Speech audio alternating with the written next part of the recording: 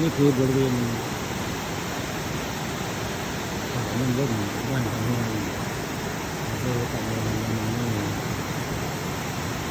ราจ้างซื้อเก่งมาทั้งเลยเอาทำมานี่ค่ะมาซื้อมากินได้อยู่ตลาดมาทั้งเลยมาซื้อกุ้งมันนี่ก็เลย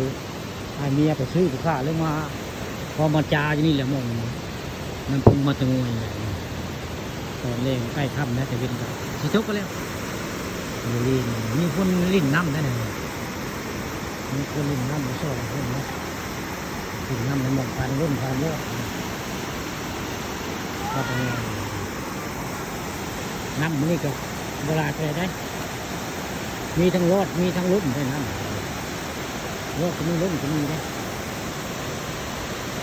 บรรยากาศเป็นตาตึงเหเบื้องแรกเลยตึงเหใช้มองคือหมุนมีคนอาบน้ำได้เจ้าอาบน้ำเลยมองวานล้มเลยนี่จะใส่เป็นพวงนี่มาเดือนมาเดี๋ยวนี้แล้วมาลินมันมาล้มนี่ก็สะพานมาตะงอยเนี่ยสะพานมาตะงอยเนี่ยสะพานตะกุ้งใต้ภูเขาสามลาบ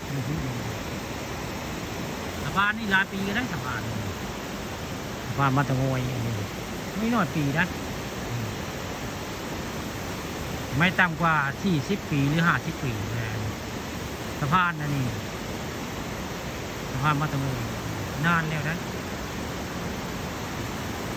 นี่แหละสะพานมาตะงอยเพื่อตะงอย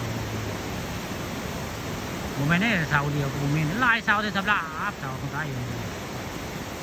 เมื่อที่เขาเห็นได้แบบนี้นี่ถือว่าสะพานโบราณเลยโมเดลทันสมัยก็ได้เลยนะส่วนมากมันจะเป็นสะพานเป็นเสาเดียวได้นี่ลายเสานี่นะสะพานตะกี้ตะเก่าสะพานโบราณนี่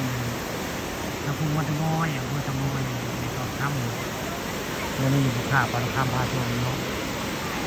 ไปพาพระบุญมาส่งน้ำพุงเขาก็เก่งมาตะงอยมีคนอาบน้ำอยู่ช่องขึ้นนะทำหรือคนอาบน้ำบรรยากาศอุ่นขึ้น